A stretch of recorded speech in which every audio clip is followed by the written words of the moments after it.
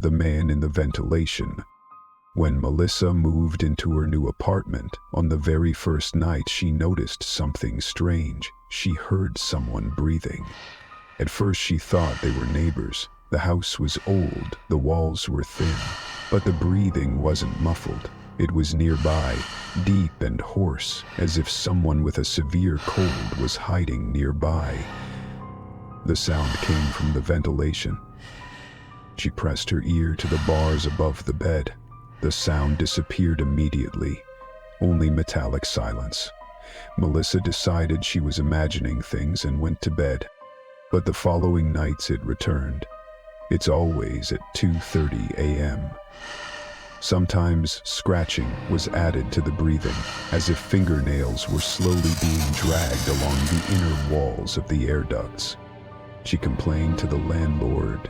He smiled too quickly, said it was probably rats, and promised to call the exterminators. They never came.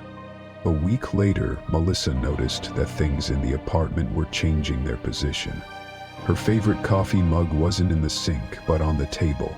The toothbrush was wet even though she hadn't used it. The clothes she hadn't worn in days smelled like fresh powder. At first, she thought she was going crazy. Then I installed an inexpensive surveillance camera in the living room just in case. That night, breathing returned. Louder, more intermittent. Melissa was awake. At dawn, she checked the camera footage, and what she saw made her drop the phone. At 2:30 a.m., the ventilation grate in the hallway opened from the inside.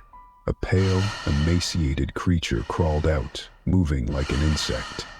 He had no hair, no clothes, and his limbs were bent in the wrong directions.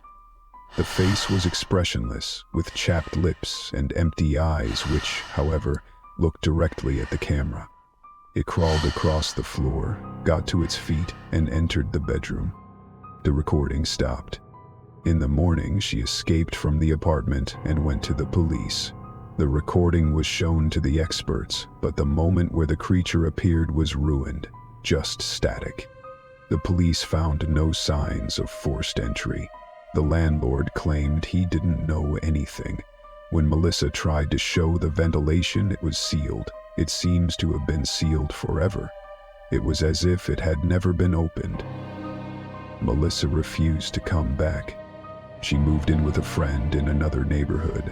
I felt safe for a while, until last night. At 2:30 a.m., she heard it again. From the ventilation above the guest bed.